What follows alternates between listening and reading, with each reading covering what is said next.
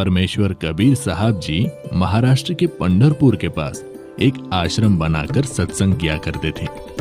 सत्संग में ज्ञान की बातें बताते थे जो सभी लोगों को बहुत अच्छी लगती थी।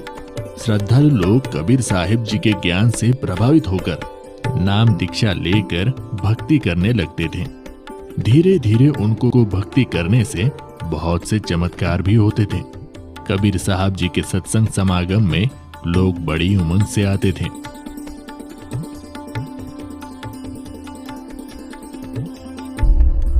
उन्हीं भक्तों में से एक भक्त का नाम रंका था। रंका भगत जी एक सच्चे सेवक थे। उनकी पत्नी बंका तथा बेटी अवंका भी भक्ति किया करती थी। उनका परिवार बहुत निर्धन था। दोनों पति पत्नी जंगल से सूखी लकड़ियां तोड़कर लाते थे और उनको शहर में बेचकर अपना घर चलाते थे। उस काम में वो बहुत ही मेहनत किया करते थे। कबीर साहिब जी के साथ में नामदेव नाम के एक भक्त रहते थे तथा वे भी कबीर जी के शिष्य बन गए थे। एक दिन उन्होंने अपने गुरुदेव कबीर जी से प्रार्थना की और बोले, हे गुरुदेव, आपके भगत रंका बहुत निर्धन है।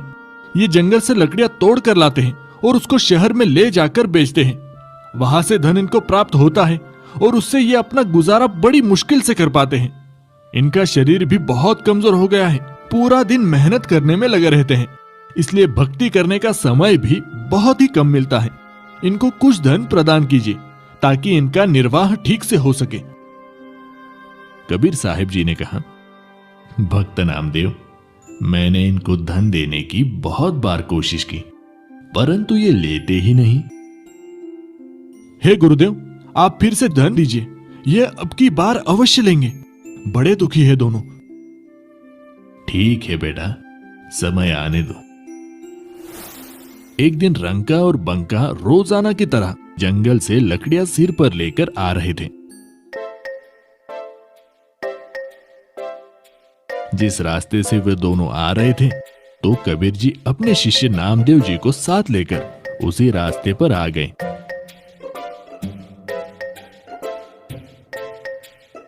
उन्होंने रास्ते के बीच में कुछ सोने चांदी के आभूषण तथा कुछ अशरफियां डाल दी और स्वयं दोनों किसी झाड़ी के पास जाकर छुप गए और उनके आने का इंतजार करने लगे।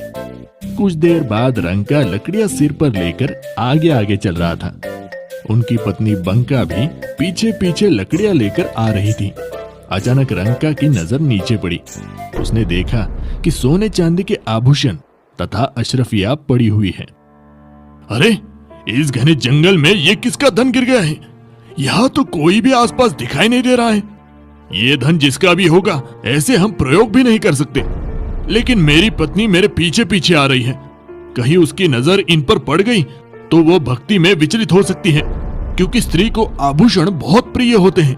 कहीं उसके मन में लालच आ गया तो सारा काम बिगड़ जाएगा। ये विचार करके सारे धन को छुपाने के लिए उस पर पैरों से मिट्टी डालने लग गया। बंका की नजर अपने पति की गतिविधियों पर पड़ी तो उसे बात समझते देर न लगी और दूर से ही कहने लगी, चलो चलो भगत जी, मिट्टी में मिट्टी क्यों डाल रहे हो? हाँ हाँ, चलो घर चलते हैं, आज तो बहुत देर हो गई। फिर दोनों पति पत्नी उस सारे धन को लांघकर घर चले गए। देख लो नामदेव, अब मैं क्या करूं, ये धन लेते ही नहीं। नामदेव जी को भी एहसास हो गया कि उनके लिए ये धन तो मिट्टी के समान है।